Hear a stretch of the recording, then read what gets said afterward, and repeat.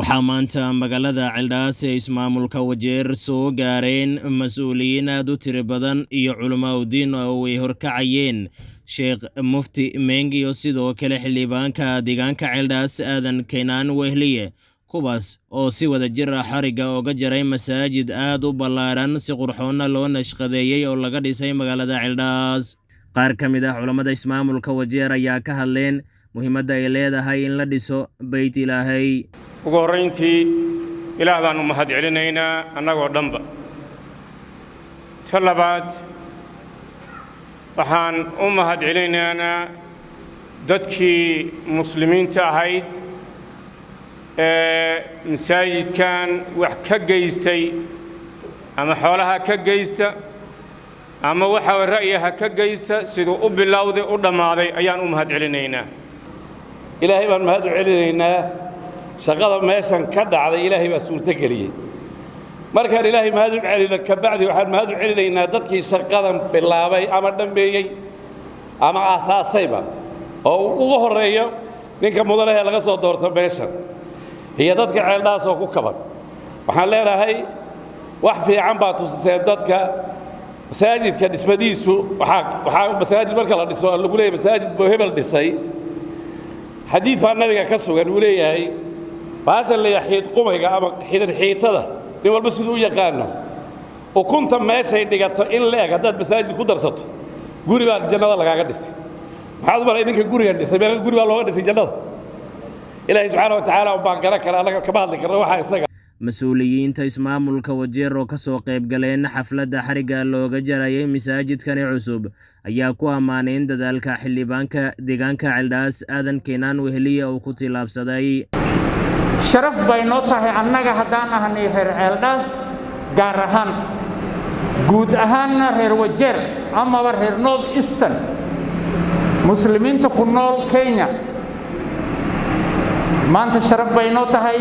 weligayn ma aan soo marin taariikh sano kolota masaajid intaan la eg oo intaasoo kun oo ruux ay markoo keliya ku dukan karta oo quraxdan qaba in laga dhisa dhulkeenna.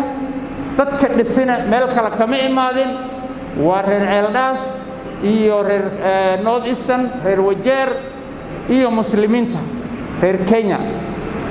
marka taas waxa waaye ku dayasho ay leedahay insha Allah kulligeen annaga haddii aanan madax ama madax diineed noqonna ama madax siyaasad noqonna waxaan doonaynaa in arrintan oo kaleeto aan suubinno oo idinkana insha Allah masaajidka sabab ayaa loo dhisay waana la sheegay sababta masaajidka loo dhisayna inaan fulino oo ku cibaadaysanno oo nagula tacliimiyo. runtii ninkii masaajid dhiso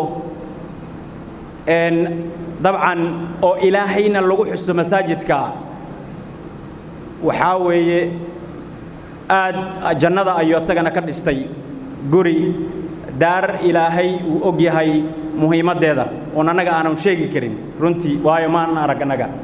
marka sidaa darteed wanaag weeye wixii la sameeyey. hal daqiiqaan haystay reer Cildhaas ilaahay ha idin barakeeyo. inta tacliinta ka baran doonto dumar iyo ragba muhiim weeye inaad gacanta midigta ku dhajisataan. macluumaadka keenan program waxa soo bilaabay 2013 muddo ay qaadatay maxay qarash badan meeshan ku bixisay waa dadaalay dad badan oo ayagana ajir Allah ka siiyay ka qayb qaatay intaasna waxay aad masaajidka la dhameeyay. maanta waa arkaysaa masaajidka waa la dhamaashtiray. masaajidkan waxa u baahan yahay in lagu cibaadaysto. cibaadada kaliya ma ahayn in masaajidka lagu tukado kaliya cibaadadu waxa waaye in meeshan la imaado oo la isku wacdiyo oo cilmi la isku barto. idinkii iyo ninka walaalkeen oo barakaysan oo madaxda idin ah Wajeerna madaxda ka ah runtii waxaan u aqaanaa dad aad u dadaal badan, dad aad u muwaafaqo badan, dad aad niyo u leh xagga horumarka. waxaan xasuustaa waqtigan aad Oxfam ka shaqayn jiray dad dadaal bay ahayd reer Cildhaas. waa wax ilaahay loogu mahad celiyo. nabadgelyadana ka shaqeeya wadajirka countiga laga shaqeeyo horumarka guud laga shaqeeyo. Aadan Keenan Wehliye ahna xildhibaanka degmo baarlamaaneedka Cildhaas ayaa shacabkiisa ugu baaqay inay waqafka ka wada qayb qaataan si diinta ay sare ugu kacdo.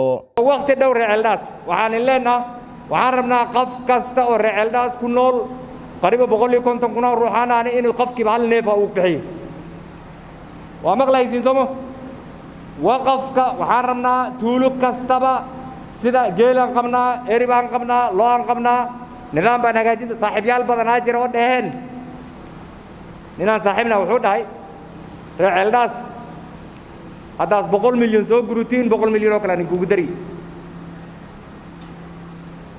yacni macnaha waxaa waaye waddankan sidaas ku hormara waa iska wax u qabsi marka waxaan leenahay roob ilaahay noo keena waana laga duceynaa maanta waxaan rabnaa inaan diyaar u noqonno tuulo kasta oo ka mid ah degmada ceeldhaas inay yeelan doonto meel maamulka waqafka laga hagaajiya dhalinyarada ay diinta ku bartaan iskuulaha ku bartaan maamulka wanaagsanna lagu barta taana waxay huri dooneen inaan uu wala imaadna kudigeenna aan ka qayb galna ugu dambeyntii salaadii khudbada ayaa waxaa halkaasi jameecada ku tujiyey Sheekh Mufti Meng halka sidoo kalena uu u duceeyay guud ahaan dadkii halkaasi ka soo qayb galay iyo shacabka Wajeer iyo muslimiinta. Cabdiraxmaan Mucaawiye, warbaahinta ismaamulka Wajeer.